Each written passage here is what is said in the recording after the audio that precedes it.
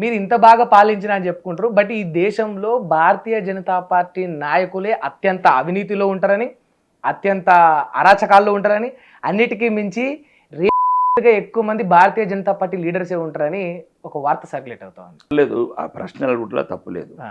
కానీ ఏ రకంగా అయితే సంబంధం లేని పార్టీకి అనకటం కరెక్ట్ కాదు.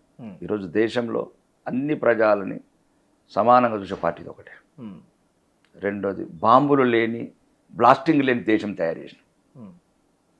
కానీ రేపు హత్యలు, మర్డర్లు ఇవన్నీ ఉన్నాయి కదా. ఒకసారి యూపీకి వెళ్ళండి, క్రైమ్ రేట్ ఏముందో.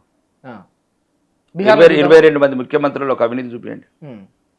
యూపీలో క్రైమ్ రేట్ లేదు, లేకుండా చేసి కాదంటే అతి కాదు వీడియోలు పంపిస్తాను చూడు. మరి బీహార్లో ఉంది కదా. మళ్ళీ నీకు అదే చెప్తున్నాను కదా, ఫస్ట్ మీకు ఒక స్టడీ చదండి. ఇప్పుడు యూపీలో కానీ బీహార్ కానీ what is the before BJP తర్వాత ఏందని ఒకసారి మీకు తెలియకపోతే మీ ఎవరైనా ఉంటే ఈ మీ ఏమంటారు ఎడిటర్స్ బిడ్డర్స్ మీ ఓనర్స్ ప్రమోటర్ వాళ్ళందరూ ఒక మీటింగ్ పెట్టండి. ఈరోజు అతీక్ అహ్మద్ లాంటి వాళ్ళు యూపీలో కుక్కలని, ముఖ్యమంత్రితో కుక్కలను నడిపించుకున్నారు. సుమారు 1000 కొద్ది మర్డర్లు, బహిరంగంగా మహిళల మానపానాలు తీశారు. పోలీసు డిపార్ట్మెంట్ ఎంక్వైరీకి వెళ్తే చర్మం ఒలిసి నడివీధులలో ఊరేగించిండు అతీక్ అహ్మద్. అది మర్చిపోయినట్లున్నారు. ఈరోజు యూపీని 24 కోట్ల, 6 కోట్ల ముస్లిమ్స్, 18 కోట్ల హిందువులు ఉన్నా కానీ శాంతియుతంగా ప్రతి గుండాని ఏరేసినాం. మీరు అట్లా చెప్పుకుంటూ పోతే నాకు కూడా చెప్పడానికి మస్తు చెప్పండి అన్న. ఇప్పుడు మణిపూర్లో ఒక ఆడపిల్లని మణిపూర్ జరుగుతున్నది. మణిపూర్ అనేది జాతుల మధ్యన గొడవలు అట్లా జరుగుతుంది అన్న. మళ్ళీ నీకు అదే చెప్తున్నాను, జరిగినాయి కంట్రోల్ చేయి. ఇప్పుడు నిన్న ఫైరింగ్ జరిగింది. ఇప్పుడు ఎవడో పోతున్నాడు, ఇద్దరు ఫాస్టర్ని షూట్ చేసిండు. అంటే మీరు ఒక్క చోట ఏదో రక్షణ చేసి దానికి 24 కోట్లు వేరు. మణిపూర్ చిన్న రాష్ట్రం, మ్యాక్సిమం కంట్రోల్ చేస్తున్నాం. అక్కడ ఉన్న సమస్య ఏంటంటే బార్డర్ దేశాల వల్ల అది మ్యాక్సిమం అక్కడ ఉన్న వాళ్ళు కూడా సగం మంది మన వాళ్ళు గారు, వలసదారులు వచ్చి స్థిరపడ్డ వాళ్ళు. మణిపూర్ని కంట్రోల్ చేస్తాం, కశ్మీర్ని కంట్రోల్ చేస్తాం, తెలంగాణని కంట్రోల్ చేస్తాం. భారత ప్రభుత్వం మేమున్నా ఎవరున్నా చేయాల్సిందే. బీజేపీ పార్టీ నాయకులు ఎట్లా చూస్తారంటే వాళ్ళు తప్పు చేస్తేనేమో ఒప్పులాగా, ఇంకోరు చేస్తేనేమో వ్యక్తులు తప్పు చేయడం వేరు, పార్టీ తప్పు చేయడం వేరు, ప్రభుత్వం తప్పు చేయడం వేరు. 3 గమనించి ఫస్ట్ నువ్వు. వ్యక్తులు తప్పు చేయడం వేరు, పార్టీ తప్పు చేయడం వేరు, ప్రభుత్వం తప్పు చేయడం 3. ఇప్పుడు వ్యక్తులు రకరకాలుగా ఉంటారు. ఒక వ్యక్తి ఉండే ఏదైనా ఉంటే పార్టీ బహిష్కరిస్తుంది. ఇప్పుడు ఈరోజు నేను మంచిగా ఉన్నాను, రేపు ఏదైనా చేసాను నన్ను బహిష్కరిస్తుంది. సార్ అంటే అడుగుతానా, ఇంటర్నల్ కమిటీస్ అనేవి కొన్ని ఉంటాయి కదా మీకు. ఇప్పుడు బండి సంజయ్ కొడుకుపోయిన ఈ ఆరోపణ వచ్చినప్పుడు ఇంటర్నల్ కమిటీ ఒకటి వేసి ఎంక్వైరీ జరిపించవచ్చు కదా. అవన్నీ ఏమేమి చేస్తారో అవన్నీ చేస్తారు. ఇంటర్నల్ కమిటీ చేసిందా? ఇంటర్నల్ కమిటీ చేస్తాము. వేయలేదు కదా. నీకు చెప్పే చేస్తారు ఎట్లా? నీకు చెప్పేస్తారు ఎట్లా తెలుస్తుంది? స్టేట్మెంట్ ఇస్తారు కదా. అవన్నీ స్టేట్మెంట్లు. ఏ స్టేట్మెంట్? ఏమైనా వడ్ల కొనుగోలు స్టేట్మెంటా, గడ్డి బ్యాగులు ఏమైనా స్టేట్మెంటా, లారీలు దొరుకుతులేని స్టేట్మెంటా? ఇదేమైనా స్టేట్మెంట్ ఇవ్వాలా? ఇంటర్నల్ కమిటీ అవన్నీ ఉంటాయి, దానికి సంబంధం లేదు. కమిటీ చేస్తారు, అవి ఎంక్వైరీ చేస్తారు. సింపుల్ ఇగ్నోర్ చేస్తున్నారు. సింపుల్ ఇగ్నోర్ కాదు, చెప్తున్నారు. సంబంధం లేని చిన్న విషయం పట్టించుకోమది. మాకు రైతులు ముఖ్యము, మహిళలు ముఖ్యము, రైతులు ముఖ్యము, విద్యార్థులు ముఖ్యము, నిరుద్యోగులు ముఖ్యము. కానీ బాగా తెలివిగా డైవర్ట్ చేస్తున్నారన్న. రైతులు, నిరుద్యోగులు ఇవన్నీ అనుకుంటూ ఇంత పెద్ద ఇష్యూని కూడా మళ్ళీ పెద్ద ఇష్యూ నీకు నువ్వు ఎట్లా అనుకుంటే పెద్ద, నువ్వు చిన్న పెద్ద పెద్ద. సరే మీరు చెప్పండి అన్న, ఇది పెద్ద ఇష్యూ, చిన్న ఇష్యూ? అస్సలు అది ఇష్యూ కాదండి. ఇష్యూ కాదు, రైట్, ఇష్యూ కాదు. అది కుటుంబంలో గొడవ బస్, అంతే. అసలు ఇష్యూగా సంబంధం లేదు. కుటుంబంలో గొడవ అంటే కుటుంబంలో గొడవ. అరే ఏమన్నా ఉందా మీకు? సంవత్సరాల తరబడి కలిసి ఉన్న కుటుంబం, వ్యాపార సంబంధాలు ఉన్న కుటుంబం, బంధుత్వం ఉన్న కుటుంబం, మనకేం సంబంధం అండి? అయితే సబ్జుడిస్ అవుతుంది అది, నువ్వు అట్లా మాట్లాడద్దు. అది నేనేమంటే ఆరోపణ ఏమంటా అంటే దర్యాప్తు సంస్థలకు మనం దాని ఉపయోగం లేదు. నిన్నే దర్యాప్తు చెప్తాను. ఇప్పుడు ప్రభుత్వానికి ఐపీఎస్ ఆఫీసర్ తీసేసి మిమ్మల్ని పెట్టమంటాను. అవు మరి దాని మీద చర్యలు తీసుకుంటున్నది ప్రభుత్వము. అది న్యాయస్థానంలో ఉన్నది. దర్యాప్తు జరిగిన తర్వాత ఒకవేళ తప్పు జరిగితే దాన్ని శిక్షిస్తారు. ఓకే సరే, లెట్స్ చూద్దాం. అంటే ఇప్పుడు రాకేష్ రెడ్డి గారు చెప్తున్న అంశం అయితే ఇది. మరి నిజంగా దర్యాప్తు సంస్థలు ఎంతవరకు ఈ దర్యాప్తును ముమ్మరం చేస్తాయి, మరి వాస్తవాలు ఏంటనేది న్యాయస్థానం చేస్తుంది. న్యాయస్థానం పరిధిలో ఈ విషయాలన్నీ బయటకు వస్తాయి. సరే, ఫైనల్గా ఒక విషయం అయితే చెప్పండి అన్న. ఇప్పుడు నరేంద్ర మోదీ పాలన చాలా అద్భుతంగా ఉంది దేశంలో అని అంటా ఉన్నారు. మరి దాన్ని తెలంగాణ ప్రజలు నమ్మే పరిస్థితి ఉంటుందా? ఒకటి, నరేంద్ర మోడీ గారిని నమ్మల్లా, భారత ప్రభుత్వాన్ని నమ్మల్లా, బీజేపీ నమ్మాలా అనేది ప్రజలు నిర్ణయించుకుంటారు ఎన్నికలు వచ్చినప్పుడు. రాజకీయ పార్టీగా మా కార్యాచరణ ఏముంటుంది? పార్టీని ముందుకు తీసుకెళ్ళటము, అధికారంలోకి రావటం. ఒకటి రాష్ట్రం నిన్న కూడా ఒకటితో మొదలు పెట్టాం, ఒకటితో 22 ఇచ్చినాం. దాంట్లో మాకు పెద్ద లెక్క కాదు తెలంగాణ. ఎందుకంటే తెలంగాణ మీద మాకు సంపూర్ణ నమ్మకం ఉంది. ఓకే, ఏదైనా ఇప్పటివరకు జరిగిన వైఫల్యాలు ఏమైనా ఉంటే నాకు ఒక డౌట్, మీరు తెలంగాణకి ఏం చేసిరనే నమ్మకం మీకున్నది? తెలంగాణకి ఏం చేసి మనం వేదిక మీద చెప్పినారు, అది 5 సంవత్సరాల వరకు సమాధానం సరిపోతుంది. మరి చెయ్యని లెక్కలు నేను చెయ్యని లెక్కలు ఈ రోజు మళ్ళీ మీకు అదే చెప్తున్నాను. ఈ రోజు ఈ రాష్ట్రం నడుస్తున్నదంటే ఓన్లీ కేంద్ర ప్రభుత్వమే. రాసి పెట్టుకోండి, ఈ రాష్ట్రం నడుస్తుంటే కేంద్ర ప్రభుత్వం, ఓన్లీ కేంద్ర ప్రభుత్వమే. ఏదన్నా మనం రూపాయి ఇస్తే 25 పైసలు ఇచ్చాడు, 25 పైసలు 30 పైసలు 33 పైసలు 42 పైసలు చేసినాం. 65 ఏళ్ళైన కాంగ్రెస్ పరిపాలన 30 పైసలు ఇచ్చింది, మేము దాన్ని 42 పైసలు చేసినాం. అది కూడా తెలుసుకో ముందు. 65 సంవత్సరాల నుంచి 33% ఇచ్చారు, మేము దాన్ని 42% చేసినాం. నరేంద్ర మోడీ రాగానే రాష్ట్రాలకు ఇంకెక్కువ నిధులు కావాలని. ఒక రాష్ట్రం కాదు, 28 రాష్ట్రాలకు 6 కేంద్రపాలిత ప్రాంతాలకు ఇచ్చినాం. తెలంగాణ కాదు.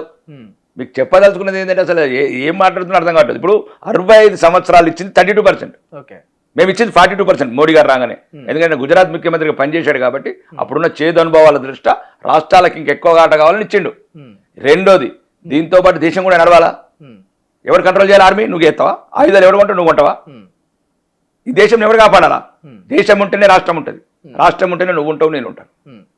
కేంద్ర ప్రభుత్వం కాదు, ఒక రాష్ట్రం గురించి కాదు. ఒక తెలంగాణ రాష్ట్రం ఉండదు, ఇక్కడ మహారాష్ట్ర ఉంటుంది, మధ్యప్రదేశ్ ఉంటుంది, రాజస్థాన్ ఉంటుంది, అన్నిటికీ అది ఉంటుంది. అక్కడ మేము చెప్పండి 45% ఇచ్చి ఇక్కడ 42 ఇచ్చారా? చెప్పండి. ఇప్పుడు మా ఉన్నాయి కదా 22 రాష్ట్రాలు, 22 రాష్ట్రాలు ఏ రాష్ట్రానికి ఎక్కువ ఇచ్చిన చెప్పండి? బీహార్కి ఎక్కువ ఇవ్వలేదా? అలా అదే అంటారండి. 5 లక్షల కోట్లు. ఏదన్నా ఇప్పుడు ఆంధ్రప్రదేశ్ ప్రభుత్వం ఉన్నది, ఆంధ్రప్రదేశ్ కొద్దిగా ఎందుకంటే వాళ్ళు లోన్స్ తెచ్చుకుంటున్నారు.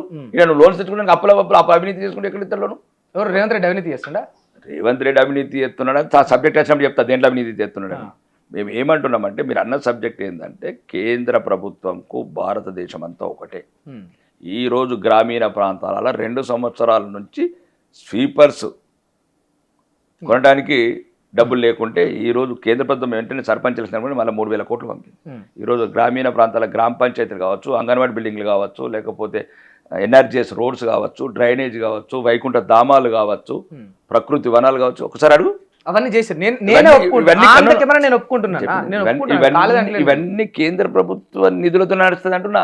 ఒక గ్రామీణ ప్రాంతాలకు వెళ్ళి కాదు నువ్వు. But metro phase 2 permission metro 2కు ఏదైతే సరైన రకంగా వాళ్ళు ప్రపోజల్స్ పంపట్లేదు.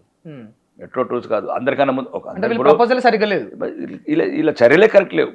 ఇప్పుడు ఉన్నది కూడా పాడి చేస్తారు, ఇంకా ఉంచారు నాకు తెలిసి. అది కూడా ఎలాంటి నుంచి తీసుకున్నారు ఆస్తుల గురించి, అది ఉంచారు. నాకు 99 నేను చెప్తున్నా, నేను ఈరోజు శాసనసభలో చెప్తున్నాను, హైదరాబాద్ ప్రజలు కూడా గమనించాలి ఇది.